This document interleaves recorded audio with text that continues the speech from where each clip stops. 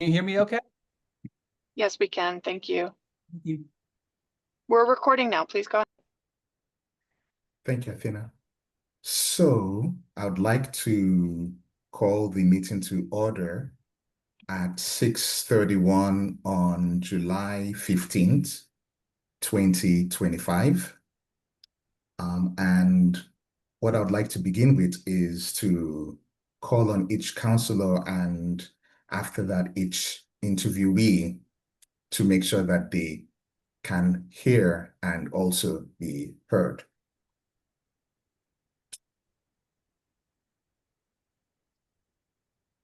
Councillor De Angelis. Present.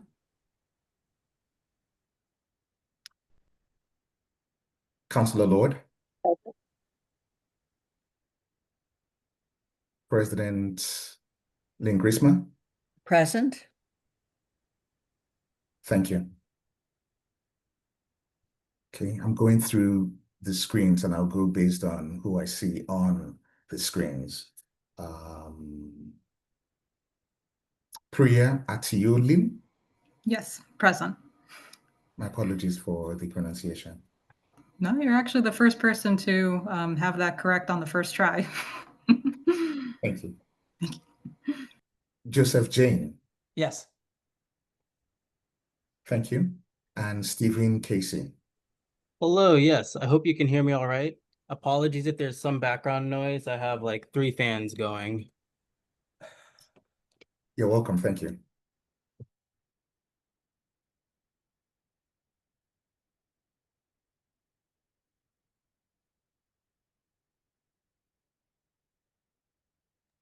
So this evening's meeting is a special meeting of the Governance, Organization and Legislation Committee, GOL, and what we're trying to do is have an interview of applicants for the non-voting Finance Committee position. And we have 3 applicants with us this evening. That would be Stephen Casey, Joseph Jane, and Priya Atiolin. Before we begin with the interviews, I would like the GOL committee to agree on what the rules are for both the interview process, and I believe we'll also be deliberating on the candidates that would be recommended by GOL. So first, I think, is that we have 8 questions, and these 8 questions will be asked by different members of the committee. And I think what we could have is that Pat will start with question 1. Councillor Lord will be question 2. President Griesemer would be question 3. And Councillor Ette, that's me, would be question 4. And we will use that to go through the questions. That actually helps, since with 8 and we have 4, that gives each person an opportunity to ask 2 questions. Perhaps we may flip that for the different as we go forward, but I think it's best if we just go with question 1, 2, 3, and 4. Yes. Councillor Ette, one of the things that we also do is rotate who of the candidates answers first. Yes. I just wanted to bring that up. Thank you. That was going to be the second point, because President Griesemer, Lynn, I'm still not sure which would be the appropriate way to. Please call me Lynn. Please call me Lynn. Okay, Thank you. good. So Lynn had offered to randomize as we go forward, so that is going to be taken care of. From the questions which were sent to all the candidates, everyone has up to 3 minutes to answer those questions, and everyone has an opportunity to answer the question before moving on to the next.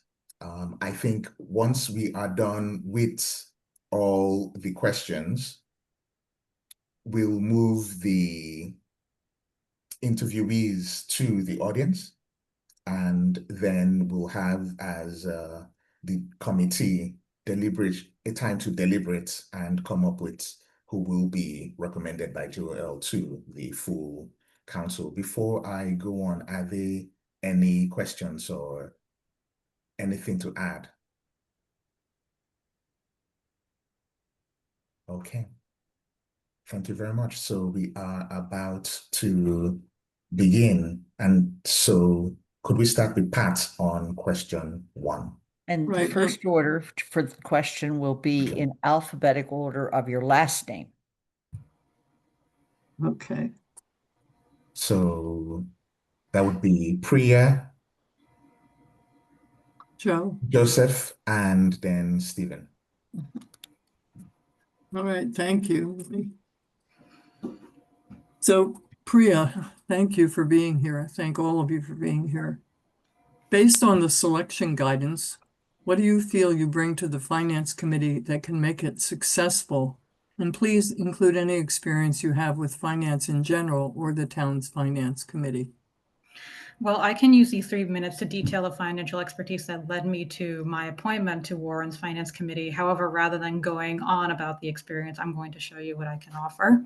I read all 292 pages of the budget book, and I believe that overall the town is trying to do too much with too little while simultaneously relying on external factors rather than what is actually in the town, such as, for example, nonprofit fundraising. And in fact, there are 2 that I know that cover environmental causes that the town is very much associated with or would like to delve into, like HVAC and solar systems.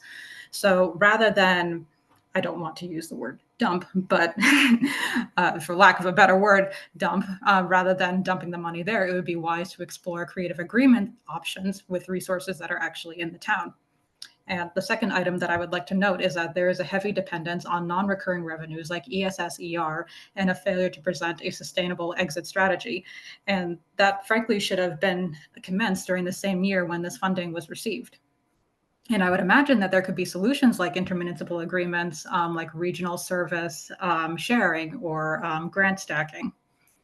And circling back, there is an assumption that I noted, not necessarily from the Finance Committee, but from other bodies. There seems to be this inconsistent assumption of state aid and best case scenarios that state aid will be increased in municipalities. But here's the thing. I know senators and representatives in not only Massachusetts, but in 3 other states. And I know big names like Senator Elizabeth Warren. And they're more so concerned about what's happening on the state level, especially considering that the Big Beautiful Bill has passed in Congress. And the Big Beautiful Bill is going to increase the state's burden on Medicaid and SNAP. And even though the state has proposed an $800 million cushion fund from appropriated but unspent funds, which means that they could be redirected elsewhere if there's a necessity, and it's a one-time safeguard. If we just look into the SNAP portion of it all, 1.11 million residents in Massachusetts receive SNAP. And the average payout for SNAP is around $292. Sometimes it's around $193. It could range from anywhere from that to that. If we take that figure and multiply it by the people who receive SNAP, 1 in 6 residents, that's a lot of money, especially when combined with Medicaid. And so that $800 million reserve, I believe at least, is not going to last long. And in fact, this was discussed in the other finance committee that I was on the Warren Finance Committee. And there is a big worry regarding state funding, which is why I want to propose other types of solutions. And what the committee really needs is somebody who has that analytical ability, not just somebody who can crunch numbers, because with the proper training and, obviously if I didn't know how to crunch numbers, that I wouldn't apply to be on this committee in the first place, and that is my answer. Thank you very much, Priya. Joe, may I Yeah, call hi. you? Yeah, good to be here. Yeah, I don't know if I can keep up with Priya. That's that was pretty intense. Mhm. Great job though, Priya. Yeah, so my background really is in, before I moved to Amherst back in 2014, I spent over 20 years as a financial advisor, a wealth planner for Solomon Smith Barney, which is now Morgan Stanley, UBS Financial Services, and Merrill Lynch. And in so doing that, right, we do a lot of planning. You do a lot of balance sheets for people and budgeting for people, typically high net worth individuals. But you get introduced obviously to a lot of planning mechanisms on how best to, plan for retirement and futures and things like that. So in moving out to Amherst, I took a job with the University of Massachusetts here, and I also run I'm the director of the gift planning office here. So I also engage a lot with donors, and I do the same type of work. We evaluate non-cash instruments that they want to give to the university, and we also work with them on tax issues related to that. And we also do a lot of estate planning sort of advising in that. So again, a lot of planning. Now with that, during that time, I joined the finance committee for the town of Amherst from, I think it was 2015 to 2018 before the charter changed. And so of course I was introduced a lot into public finance. At the same time, I also went back to school at UMass and got a degree in public policy. So very familiar with the finance committee, the capital projects that we seem to be working on. We seem to be making some progress on the school and maybe the library. But in terms of assessing the budget and looking at things like state aid and cherry seats and levy limits and levy ceilings, and thinking about this, it all kind of coming back to me. But doing debt overrides. So we evaluated a lot of this on the finance committee, and so I believe that that background experience will be valuable by coming back and joining the finance committee. So that's it for me for now. Thank you very much. And Stephen. Yes. After listening to Priya and Joseph's answers, I am very impressed but not surprised by the town's abilities to encourage, very committed and highly intelligent applicants. So kudos to you. I think that I would provide a fresh outlook, renewed energy, and I am quite inquisitive by nature. I like looking at town budgets, even looking at the historical budgets and kind of seeing where they are, where they're trending. And I feel that I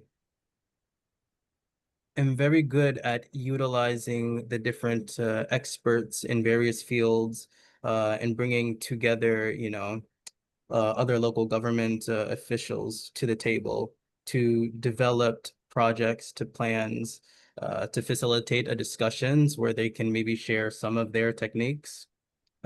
Just something that comes to mind from the last finance committee, it's looked like potholes were a concern. And I know individuals in other towns who have, methods to deal with those potholes. And so, establishing a conversation to bring some of that to Amherst, I think would be highly beneficial. And so, yeah, basically a collaborative and inquisitive approach. Thank you, Stephen. And I'll go pass on to Hala, who's going to do question 2. Do we want to know how the randomization? Okay. And in this case, we're going to start with Joseph and go to Priya and then Stephen. Hello, thank you all for being here. What is your understanding of the role of the finance committee?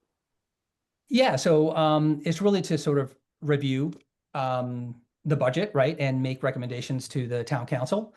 And in so doing, meeting a lot with the people that oversee different departments in the community and seeing where that need is, right, and finding out the fiscal issues that they may be having, the school, the library, the police force, the fire station, DPW. And so really meeting with, these different town areas and assessing their financial viability. And then, reviewing those and making recommendations where we can back to town council with budgeting needs.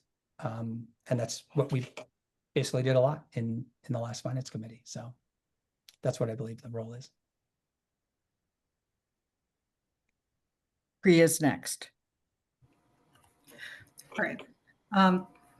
In my understanding, the Finance Committee serves as an advisory committee established under Chapter 39, Paragraph 16 of Massachusetts General Laws, with its primary role in safeguarding the financial health of municipalities by providing objective and independent analyses, as well as recommendations to a legislative body, such as town meeting in Warren's case or town council in Amherst's case. The town meeting is by the traditional New England model. The Finance Committee reviews warrant, special appropriations, free cash, stabilization fund uses, wage classifications, transfers, and so on, and makes motions to recommend or not recommend articles to be presented at town meeting, at least in Warren's case. They hold public meetings to review departmental budgets, and in Amherst's case, capital improvement programs. And that is my role. And that is my understanding in the role. Thank you. Stephen, you are next. And Stephen is next. My understanding of the role is that the Finance Committee advises the Town Council on financial matters. And that is the financial needs and responsibilities of the town. And has to do with the review and approval of the town budget, acquisitions of lands or property for town use, and just all financial matters that impact the community. Okay. I'm going to be the next person to ask questions, and the order in this case is Stephen, Joseph, and Priya. Okay. And the question is, what is your understanding of your role as a non-voting member? My understanding as a non-voting member of the Finance Committee would be to make recommendations to the committee members, recommendations that are in the financial interest of the town, working with town departments, going over reports, helping develop reports when need be, asking important questions, and yeah, collaborating. Okay, Joseph? Yeah, sort of. Good to see you, Lynn. Yeah, it's good. It's similar to sort of the last question. A non-voting, so we don't have any voting power on the Finance Committee. So we are just an advisory board essentially to the town council. So again, we assess the issues, financial issues of the town in all these different areas. Most of them have already been mentioned, but we don't have the ability to vote on them ourselves. So we act as consultants to the town council on these matters without voting power. And Priya? While I do not have the authority to vote on to recommend or not recommend articles, as the other candidates have expressed, I am still subject to open meeting law, conflict of interest law, and within those two, I have to abide by Ethics Commission regulations, which go over the interpretation of open meeting law and conflict of interest law. I also have to abide by the town charter and bylaws, procurement and financial management laws for advising major purchases or capital projects, which is Chapter 30B of Massachusetts General Laws, and Chapter 44, which is budgetary and appropriation law. I serve in an advisory capacity and am expected to participate in all meetings. And that is essentially the role of a non-voting member on a finance committee.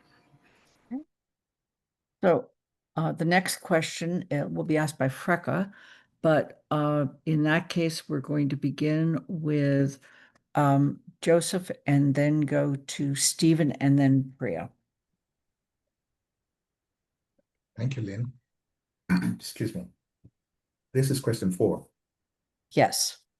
Tell us about an experience you have had collaborating with a group, particularly where opinions were in conflict or the decision was controversial. Is this for me, Joseph? Yes. Okay. By the way, I want to just make a statement. I do know Joseph Jane in a previous capacity. He was on a committee I chaired on fire and DPW. DPW, yeah, subcommittee, yeah. And I also know Stephen McKay because he worked for the town. Okay. Joseph. Great.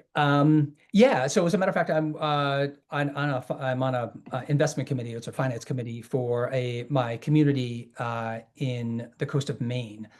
This is made up of about 120 households, and I serve on that committee. And right now we're undergoing an assessment for the town, reviewing the assessment for the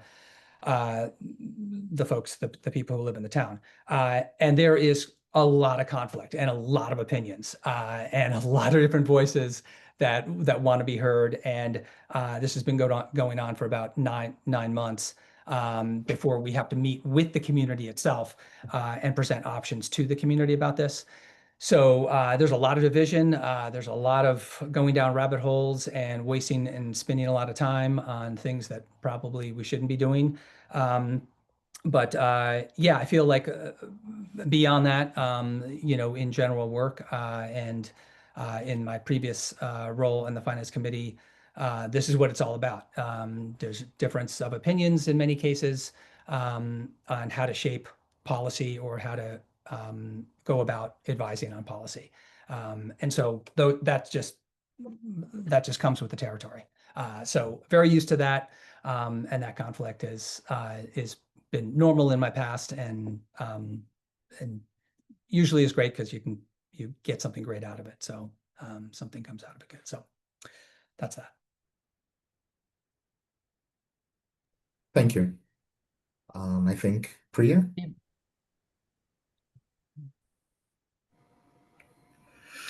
Yes, I remember there was a particular occasion, there was a public deliberation for Warren's Finance Committee about an article being passed to spend $12,000 on fireworks during a time when a lot of funds were restricted, state aid was restricted, and everybody on the committee was complaining about how the town does not have money, essentially. And so I sat there during the meeting and everybody wanted to have this article passed because fireworks were cultural to the town. They were essential for the town's entertainment. And obviously for July 4th, they wanted to have a big celebration. But when I was sitting at the table, I was telling myself, we don't have that large of an annual budget. And state aid is being constrained. There are a lot of other factors that go into as to why the town didn't have money. And I said that it's not a good idea to pass this. It's $12,000 is excessive. And I don't mean to be like that. I don't mean to be stingy, but when you're on a finance committee, you need to be stingy. And I knew that I'm going to circle back to the big, beautiful bill. I know that this seems like this doesn't have a connection, but it does. A lot of people this year did not want to go to 4th of July fireworks. And that was expressed on a lot of social media platforms. And the reason for that is because the big, beautiful bill was passed. And I knew it was going to get passed. And since July 4th was coming up, I knew that something like this was going to happen. So I sat there at the table and I was like, I don't think this is a good idea. And everybody else wanted to pass the article. And I went down the reasons and stated why it would not be a good idea to pass the article. It was passed ultimately because it had the majority of the vote. But they did acknowledge my ideas. They didn't think that the big, beautiful bill was going to get passed because of all the efforts that were being put into not having it pass in the first place, but unfortunately was.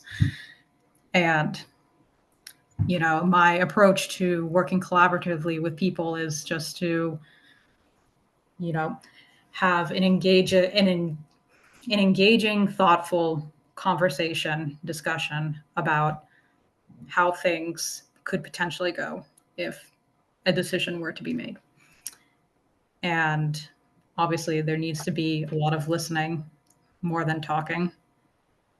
And I feel like that should be the case in not just a finance committee, but in general. So that is my answer. Thank you, Priya.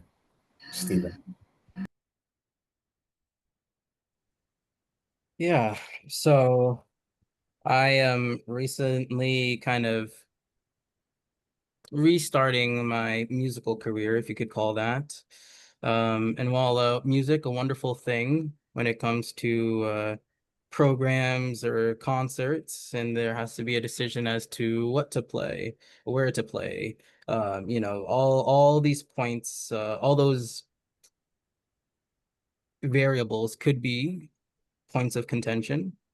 And in my experience, the best way to handle any situation where there may be varying opinions on how to proceed, it's through, you know, certain perspectives. I think a certain amount of humility is required, willingness to listen to another's viewpoint, another's outlook, opinion, and how that conversation is handled. There's a level of decorum that is needed so that all groups felt heard, represented, and an understanding, trying to see the other point of view. And I think a practice of that, you know, leads to a greater whole.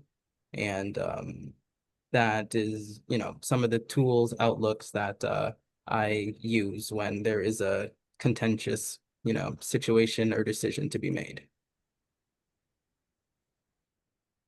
Thank you, Stephen. Pat will have the next set of questions, and in this case, it will be Joseph, Stephen, and then Priya.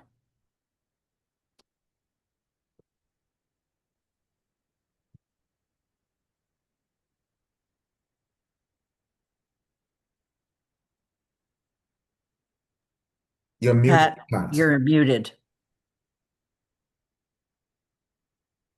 Lo siento. I got to get back to the question. Hang on. All right. Please describe the considerations and objectives you'll be using for considering financial matters and the budget when making recommendations to the council. Joe? Yeah. So, yeah, thank you. I think, you know, one of the considerations that I think is really important is sort of when we're looking at these things, you know, is there sort of an equitable distribution of resources, right? Are we favoring one group over another? You know, is it somewhat egalitarian, or are we looking at something that could be potentially be like a regressive policy? And I think these, you know, in the prior role on the finance committee, these were really important things to take into consideration in terms of budgetary constraints, and kind of almost what Stephen was saying earlier, really thinking about people's, you know, people in different positions, you know, and groups that are, you know, could be somewhat marginalized by something that you may be considering. So really keeping a very, very open mind and considering everyone's position in the community really ranks the highest in my view, and really making sure that we're thinking about every stakeholder that could be impacted by a decision that we advise on. Thank you, Joe. Thank you. And we'll go to Stephen. Yes, I agree that equitability is quite important. In the assessments, we need equitable assessments in the data that is presented to us that we will use to then make decisions, and equitable distribution of those funds to be able to meet all the financial needs of the town and the community. And to make sure that those funds are also used in a way that supports the town's goal of environmental sustainability.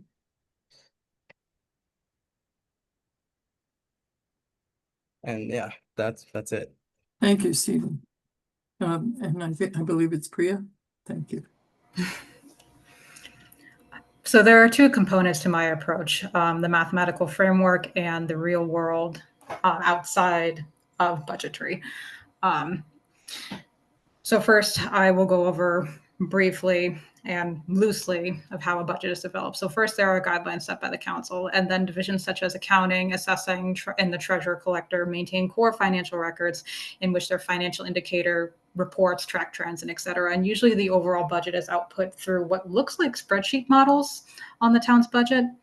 And I'm a mathematics graduate. And here's what I, as a mathematics graduate, think about that. I believe that there is too much deterministic forecasting without stochastic modeling, which is used when uncertainty is present, which is in these times. There is a lot of uncertainty that is present.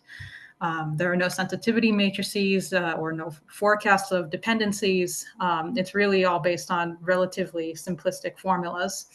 And when you get to a state or federal level, there's a reason why they hire statisticians and mathematicians to look at financial records and budgets, because they want to make sure that it's all accurate. They want to make sure that there are no surprises. And I think in a time like this, that is really what is needed. There should be no surprises, or no big surprises at least. So having someone with a mathematical background would be of benefit to the committee. And I brought that to the War and Finance Committee, and I will certainly bring that to this committee if appointed. And the second component is knowing what is going on outside of budgets, knowing what is passed, what regulations are going on, what politicians are talking about, and just in general, what people are doing in the real world, just going out in the real world, seeing people, interacting with people, because the town represents the people. Any governing body represents the people, and we need to look at, what we're representing. We can't just be strategized from that. And those are the two components that I use in consideration while making decisions on any kind of budget matter. Thank you very much, Priya. I'm not sure who's asking the next question. I'm next. Thank you, Lynn. And we're going to go in the following order. Joseph, then Priya, then Stephen.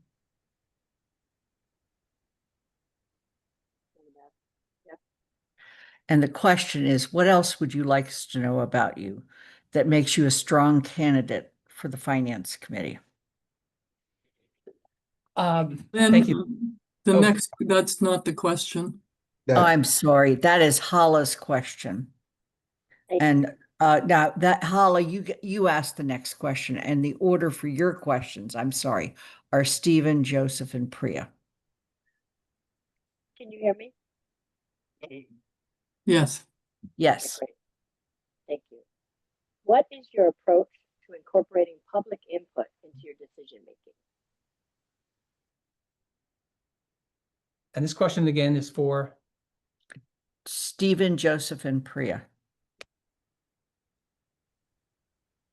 Yes, I think public input is very much important and should be weighed in these decisions, as the public in this scenario are the stakeholders.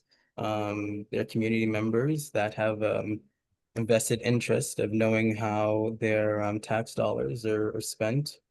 And so, yeah, I think that input is paramount.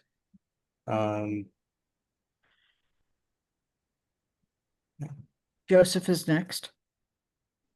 Yeah, absolutely. I think it's really important. Obviously, when I was on the town, when I was in the Finance Committee, we had town meeting, right? So we were like it was very organic, right? We really heard from the community straight on. But I think it's very important to because as Stephen said, they are the stakeholders of the community. They're the ones that are paying the taxes, and that's the bulk of the revenue that we get from our town, right? So I think it's really important to get their input about their thoughts on specific things. We do have to weigh that, right? There's always going to be outliers that are going to be more kind of folks that represent maybe a more diverse or maybe a more an area that is harder to get to, but maybe fewer people are really thinking where we really want to stay.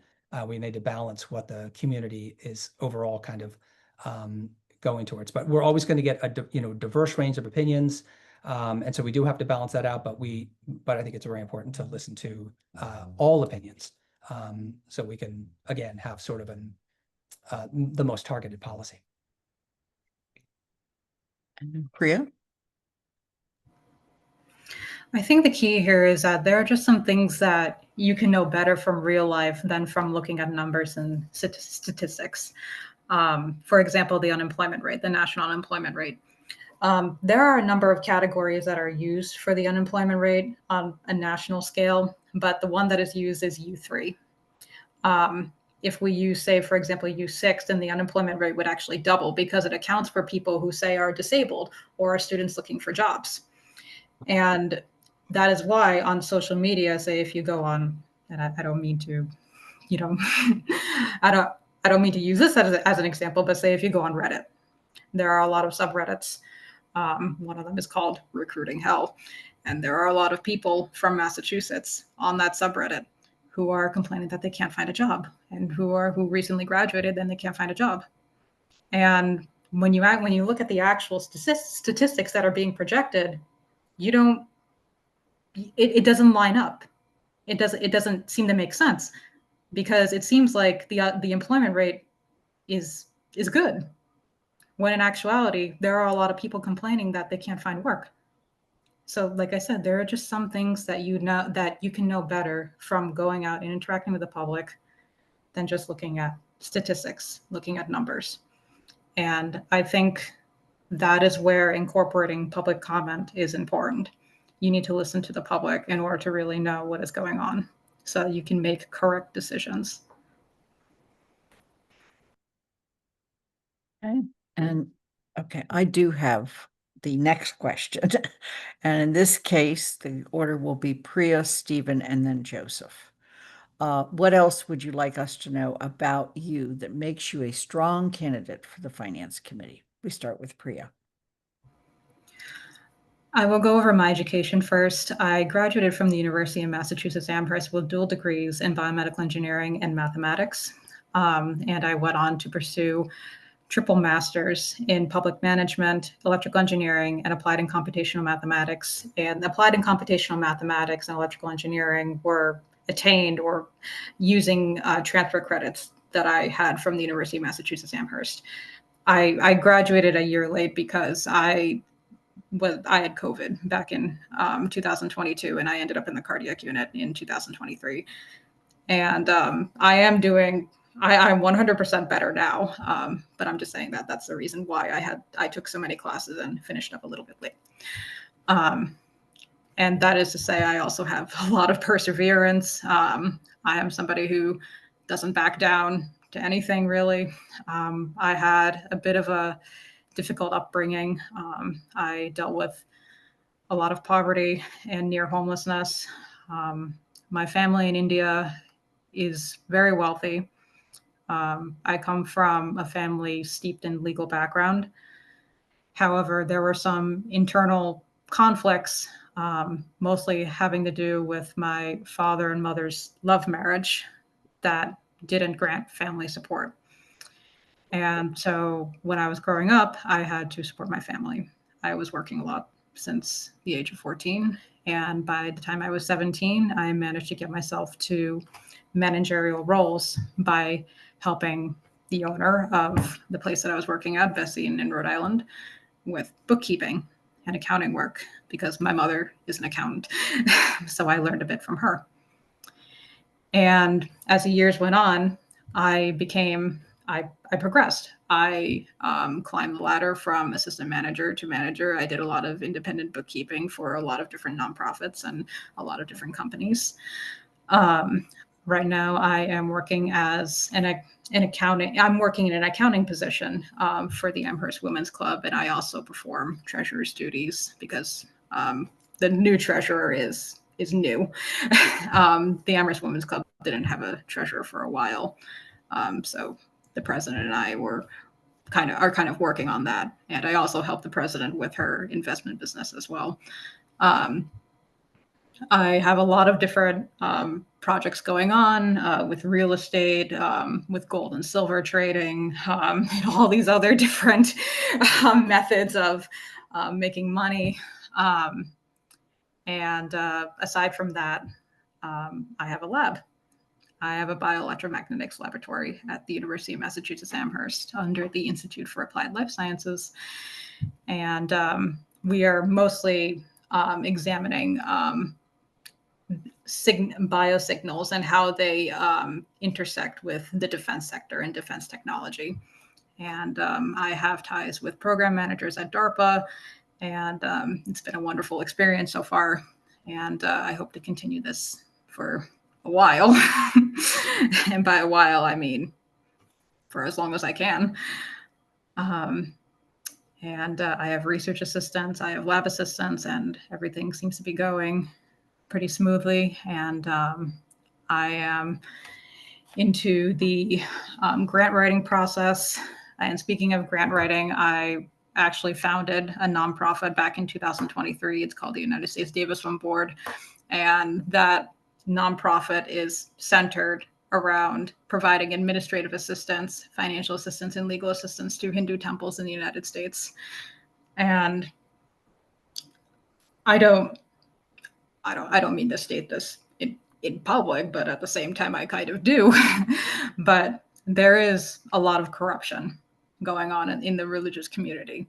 And the purpose of my board, the Davis Fund boards in India are actually almost notorious for corruption.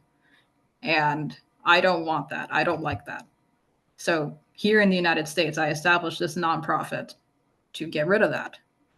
And I want to make sure that newer temples that are established are operating by regulated ethical standards in adherence to traditional Indian practices and traditional Hindu practices.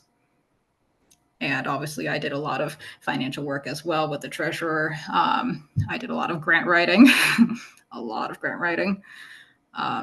So I have quite a bit of experience in finance, aside from what I studied formally and traditionally in engineering roles. Thank you. Stephen. Yes, so I have quite a bit of experience in municipal finance. As was mentioned earlier, I did work in the town's finance division. And so I understand the different processes in the different departments. And I have also served as a department head in the assessing department for 3 towns. And was a part of, the financial meetings for those 3 towns. I put together financial reports for the state. I understand, the state aid, real estate taxes, all the different revenue sources for towns, how they are spent, how they can be best spent. And I am very, very passionate about the Amherst community. I have long been very civic minded. It's just kind of my nature, and I'm happy just to be a part of this process.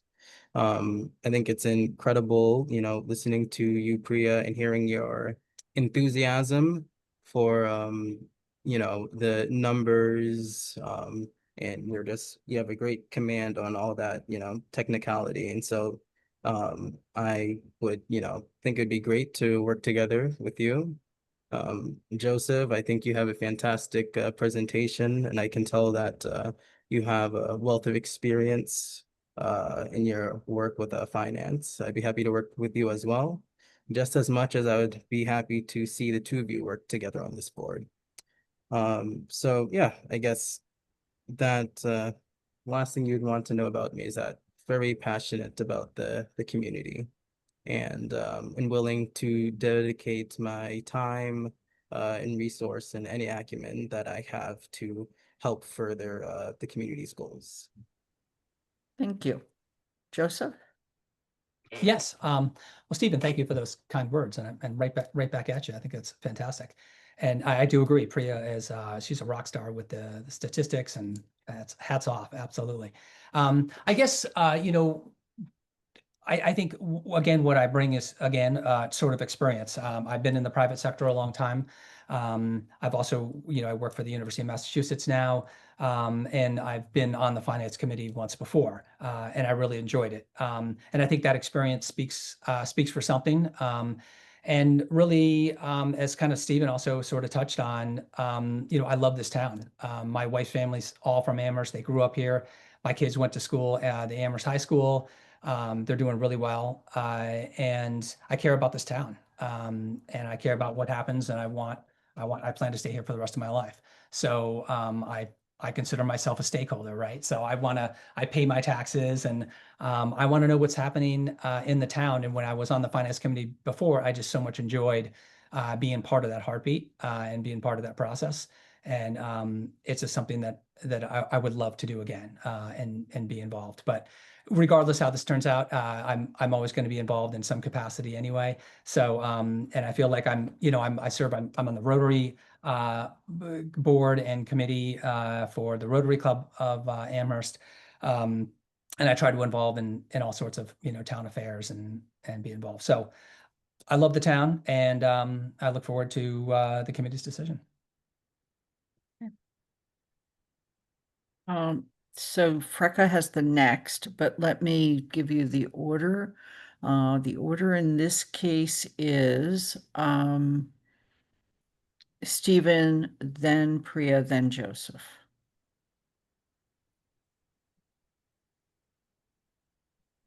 Thank you, Lynn. The final question. During the year, the Finance Committee meets twice a month, generally during the day, but when the Finance Committee begins deliberation on the budget in May, meetings become much more frequent. Can you confirm that you have the time to commit to this meeting schedule? Please answer yes or no, and explain any considerations regarding your schedule. Stephen? Yes, I do have the time, and the schedule does work for me. Priya? I confirm that I have the time to commit to the schedule. I assume these are weekly meetings, right? No, let me clarify. During the most of the year, the Finance Committee might meet once or twice a month, but then during the month of May, it might meet at least twice a week for Okay. most of the month. Okay. Yes, that I can commit to perfectly. Yes, thank you. Yes, before I answer this question, I just want to confirm, what time of day does the Finance Committee meet? I know when I was on the Finance Committee before, we met at like 6 o'clock in the evening. So what time of day is it meeting? It usually meets sometime around 2. Okay. And once a new committee is formed, which is usually at the beginning of each calendar year, Yeah. they have to relook at their schedule. Okay. So that could be a problem for me, to be honest, because unlike when I was on the Finance Committee prior, my job wasn't wasn't important as it is now.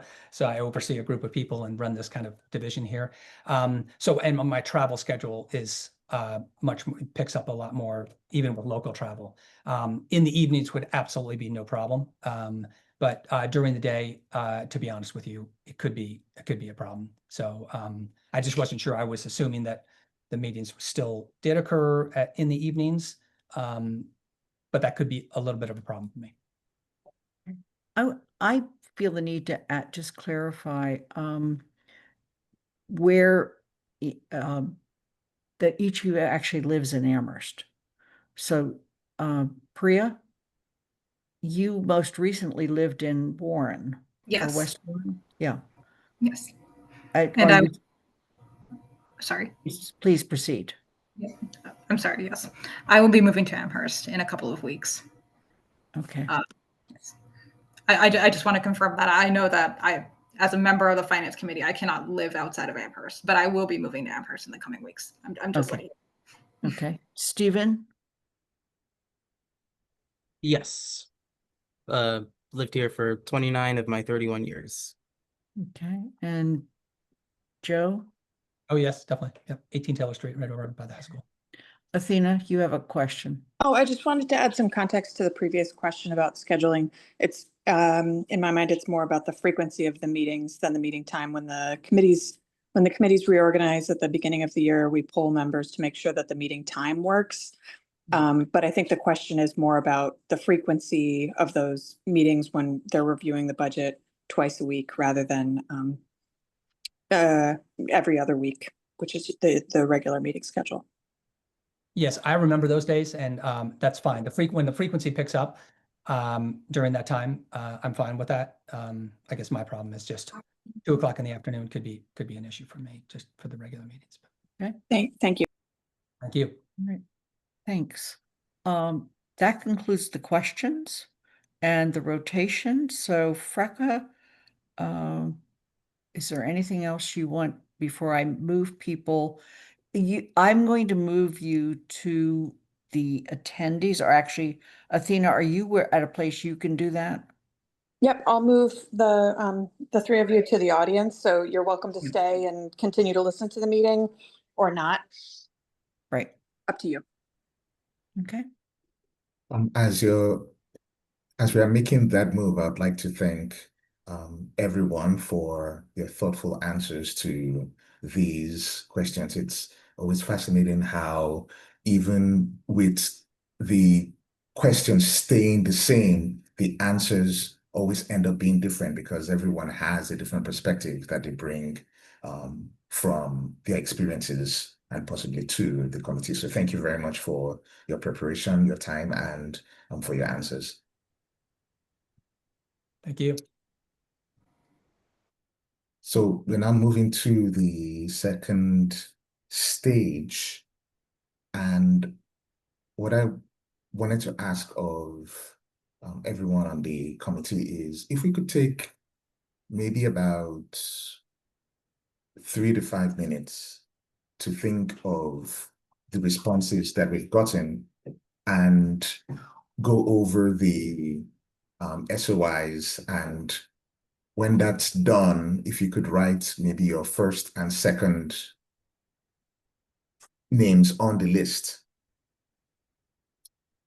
So after that 3 to 5 minutes, what I would ask then is for the first name on the list, and we can then see from there how we will proceed in the conversation to find who would be recommended by Jewel. I hope that makes sense.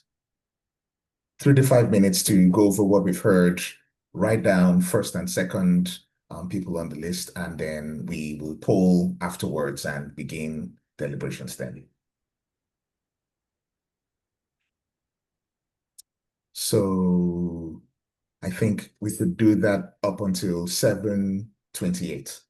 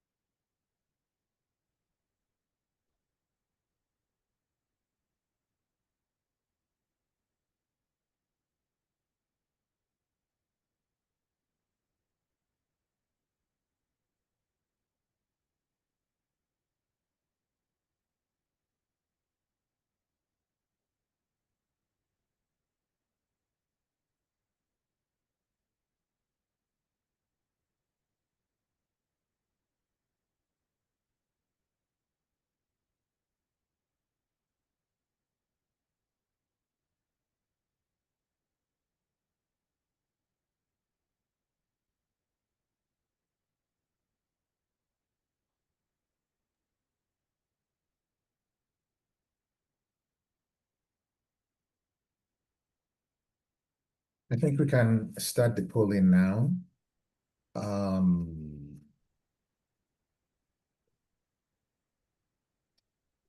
Councillor Lord, who would be your first choice? I have to say we have such a strong group of applicants. My vote was really swayed based on representation, because I think each one of them brings something amazing and powerful to the finance committee. Not that you needed all that, but I do want to lift up that everybody is an excellent choice. It made it really tricky, and I was looking at the non-voting members that we have, and yeah, gender representation. So my first vote would be Priya.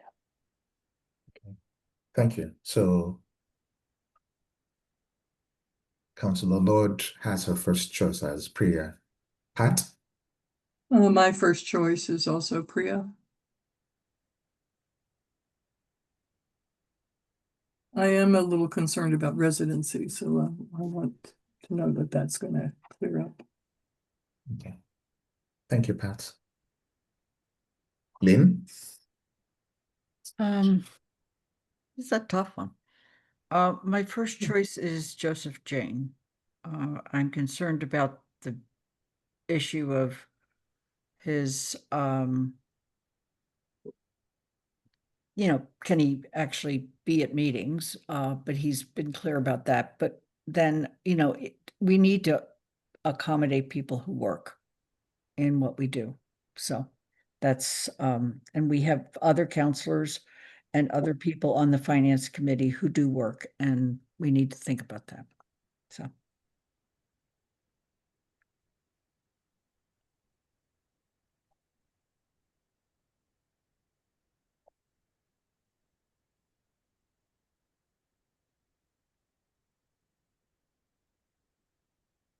This is a tough one.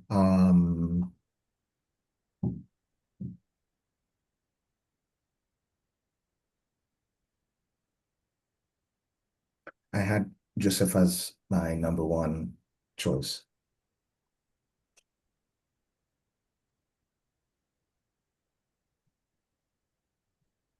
Based on that, we have Priya, who was top for Councillor Lord and Pat, and Joseph for Lynn and myself.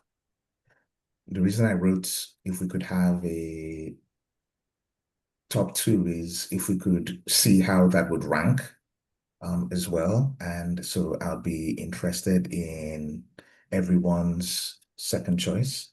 In this case, I would want to start with Pat. Okay.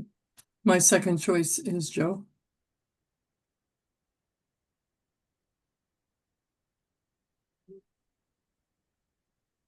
Thank you. Lynn? My second choice is Priya. But I would not want her to join the committee until residency is confirmed.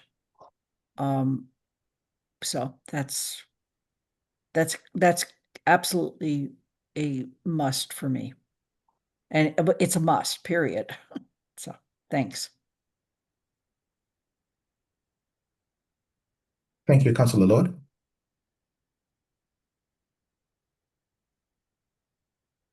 I think you're muted. Stephen? Stephen.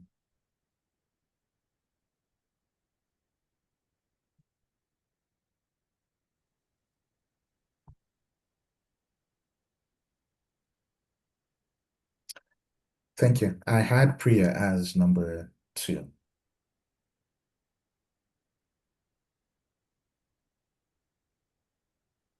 I do think the concern about residency is one that we should take into consideration, but I'm wondering if there are other things that members of the committee would want to raise regarding what was listened to today in support of those interviewees.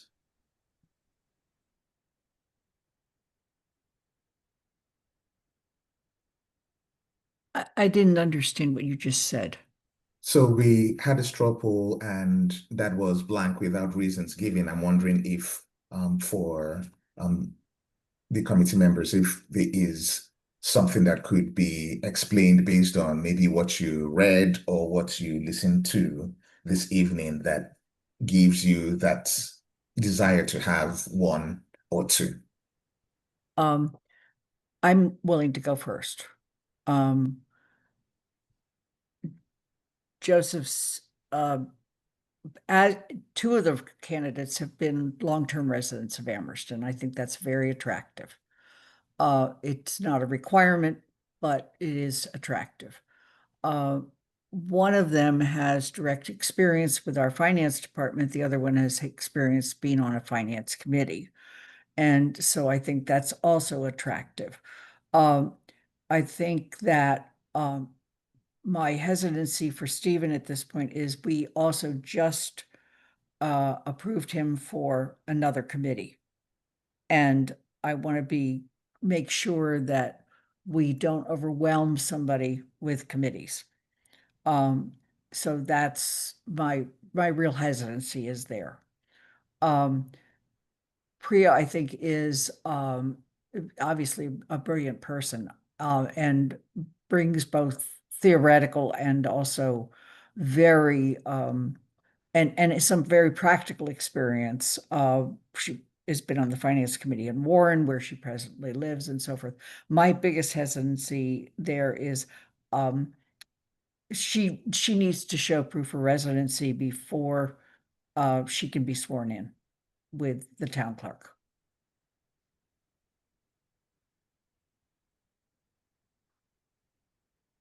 Thank you, Lynn. Mm-hmm.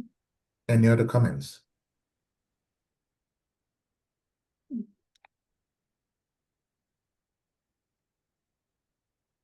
Yes, Pat. Thank you. I was also and am concerned. The Zoning Board of Appeals is a complicated and important committee, and Stephen has been appointed to that committee, which I'm really happy about. So that was the reason that I did not, one of the reasons why I did not choose him for either one or two. I think that the long-term residency of both Stephen and Joe is a plus, but I also think someone fresh with new eyes in the sense of not being enmeshed in the Amherst community for so long that their opinions are already established. I feel with Priya, once the residency is established, that she will bring a very clear voice and opinion, and I think that's needed. I think that's very valuable. So I would like to see her on the committee. Thank you, Pat. Councilor Lord, any further things to add? Sort of echo or ditto, agree with what the other counselors have mentioned. I can't hear you. Oh, shoot. Let me take it off these headphones, maybe. Is this better? Yes. We can hear you, but you're frozen, but we can hear you now. We can hear you now. You're frozen with a frown. You're frozen with a frown.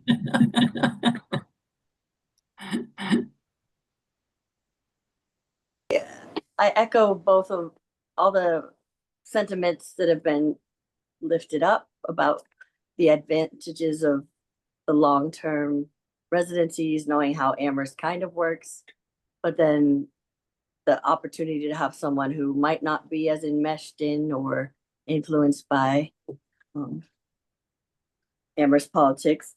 And like I voted in a way that sort of goes against my nature, because I think that Priya will be very conservative fiscally, and I'm all about spend more, give more money to Crest, give more money to schools. And so I was like, uh-oh, but I had, I'm voting for the people, not for me. But I also think Joe brings a really financial excellence, and I felt a kind energy from him too. So I think, you know, that would be really valuable to have on the finance committee. So I'm just going in circles because, like, if it's just between the two of them, wow, can't we just get another position? But okay, so that wasn't helpful. But I'm just, yeah, I'm wrestling with myself. Thanks. Let us know who wins. Amherst will win with Right. whoever we choose. That's, It's three good candidates. yes, excellent candidates. Thank you, Councilor Lord.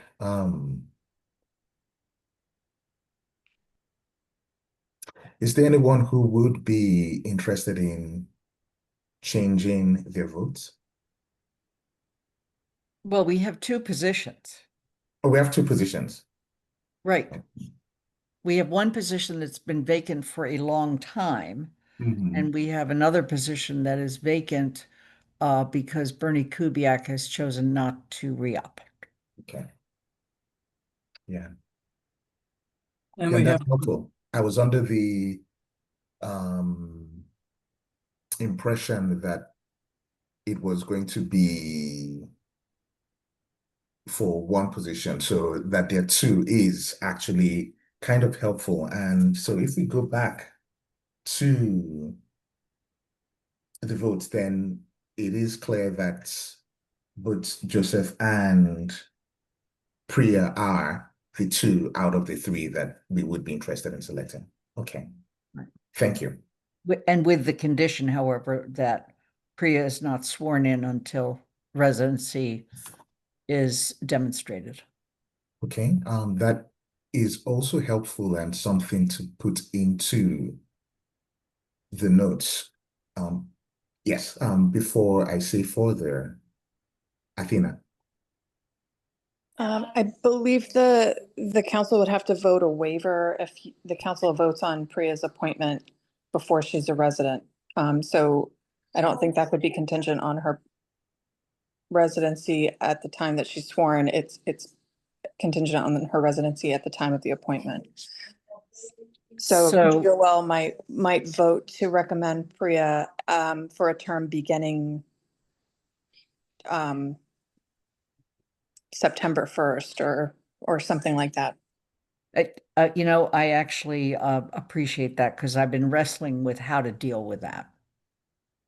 Yeah, thank you, Athena. That was actually what I was going to speak about, which is how to express that information to the council. So it is possible, if I get that correctly from you, that the appointment could be made at a date at which Priya would be a resident of Amherst. Athena? Right. Yeah, okay. Thank you. So I'm going to put that in the notes. That's important. can I just add just a clarification for my old brain? So the waiver would be for us to be able to make the recommendation, and the appointment would be for September when the residency is happened. Is that correct? Councilor Ette, if I may. Yes, please. So you could either recommend the council waive the residency requirement because Priya is going to become a resident and recommend that appointment now, or you could recommend the council make the appointment for a term to begin when you know Priya will be a resident. I would prefer the latter. Thank you. And is it possible that Bernie Kubiak would be willing to stay on until Priya was on the committee? I haven't checked with Bernie, but we can do that. Yeah. I mean, that has nothing to do with whether we select her or not, but Right. well, somebody want to make a motion? I move that we recommend to the town council the appointment of Joseph Jane to the Finance Committee as a non-voting member effective immediately. And I'm going to leave it at that. Let's just do that motion. Lord second. Okay. Good. And then go ahead. Yeah, We we'll have to take, vote. Go ahead. yeah, we'll take each vote individually. So the first vote is that Joseph Jane be appointed to FinCom immediately. Pat, Aye. Councillor Lord, Aye. Lynn, Aye. and I'm an aye as well. So that motion passes 4 yeses and none opposed. For the second position, any motion? I actually am going to suggest that we return to that motion when we've received that she's a resident. And I mean, because the Finance Committee, excuse me, GOL, we meet again in August, and then we meet again in September. And so we could come to a Finance Committee, could come to a council meeting in time for the meeting on the 19th, I think it is, of August, or we have 2 meetings in September. So there's ample opportunity for us to verify all of this and then bring it to the council, is what I'm suggesting.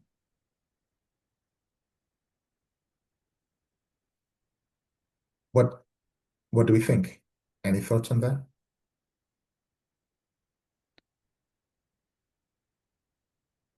Councillor Lord.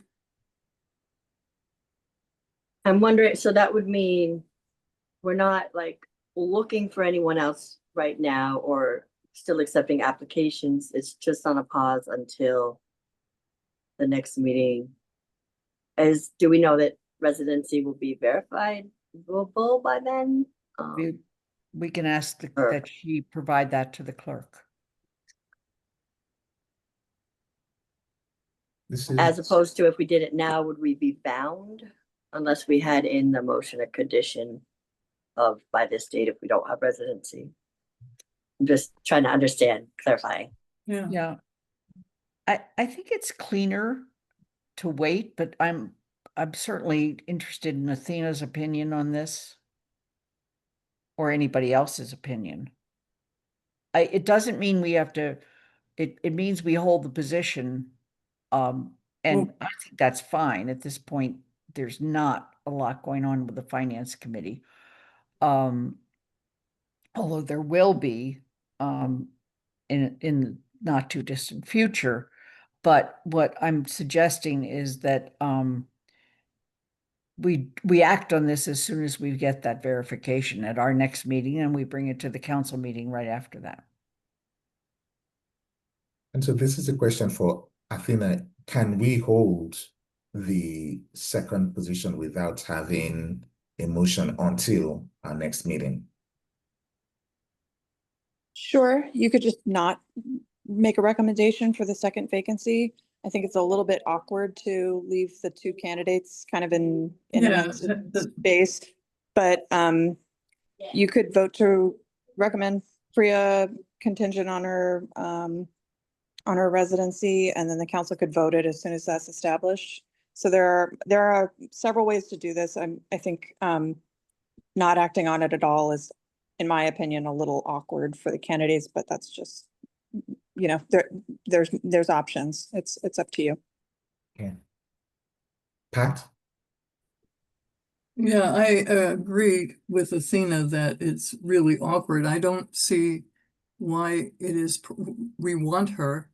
I think that we should recommend her as starting in position in September with proof of residency. Because if that were not to happen, or we'd have to we'd have to interview, we'd have to open everything up. And I think we should go ahead and limit I'm when she can join the committee. I'm fine with that. I just want the proof of residency. I really don't want a waiver. Athena? Just a quick point that we don't ask candidates for proof of residency. We just ask them to state that they're residents. So I think that's setting a bar for one candidate that other candidates don't have to meet. So you could make a recommendation. You could move to recommend the council appoint Priya for a term to begin upon her establishment of residency in the town of Amherst. And that way, when the president sets the agenda for upcoming meetings, we can just check in with Priya and find out when that happens and add it to an agenda when it happens. Okay. So why would you recommend a motion then, please? Move to recommend the town council appoint Priya Atioli. I'm sorry, I'm mispronouncing the last name because I'm not looking at it.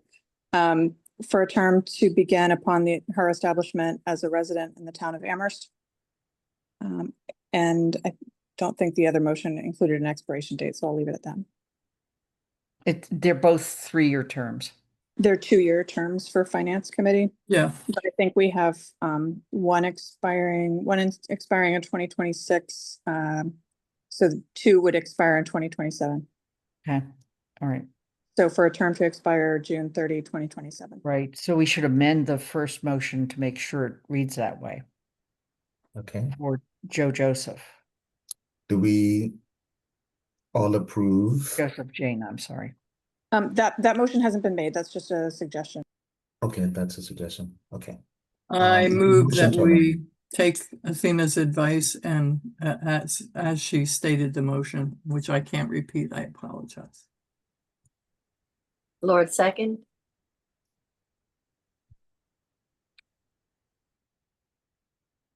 Lynn, Aye.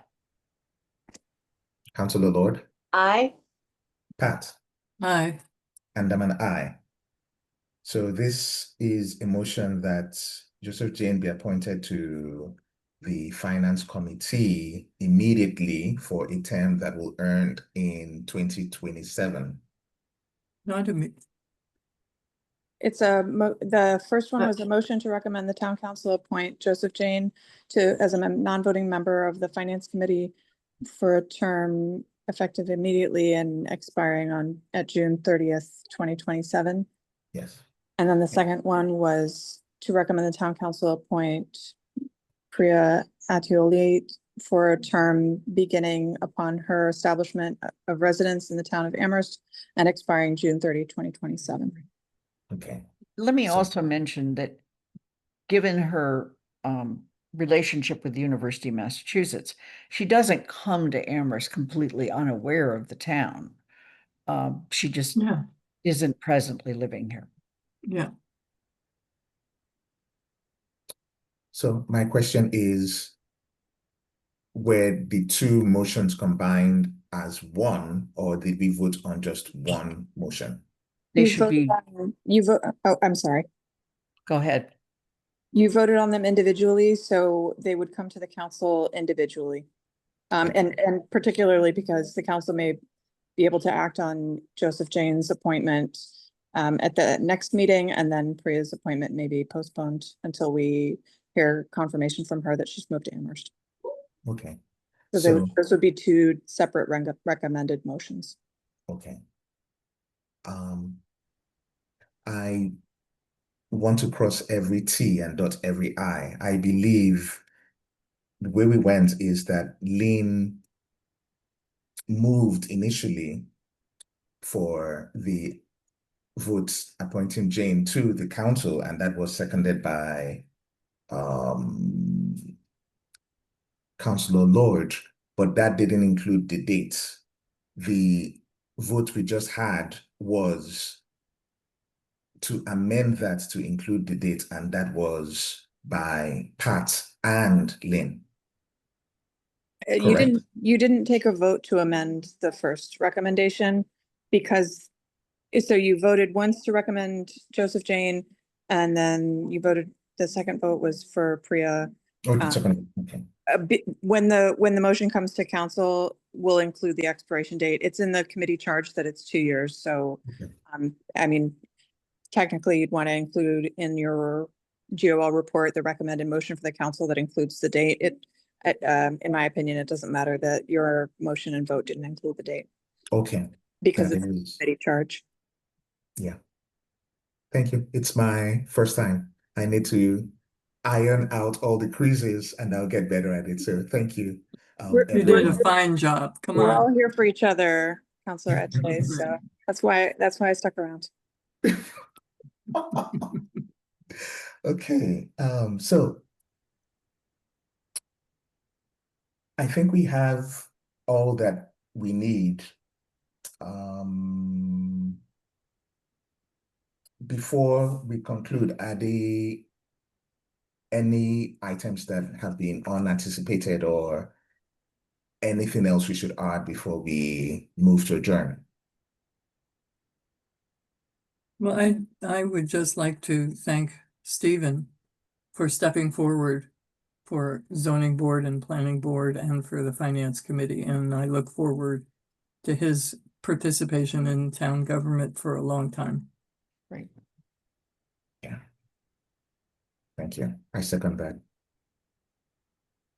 That's Seems to very, very appropriate. I thank all of the candidates for showing up. Yeah. I move that we adjourn. Second, Okay. Third, Aye. So I am an aye. Councilor Lord, Aye. Lynn, aye. Pat. no, yeah, of course, yes. So this meeting is adjourned at 7:55. The next meeting is going to be on, I think the 22nd. Um, I'm not sure. August. Oh boy, I wrote it down. August 12th. August 12th. So our next meeting is August 12th. Thank you, everyone. Have a Thank you, Thank you. Counselor Ette. Thank you very much. Yeah. Thank you. Adios.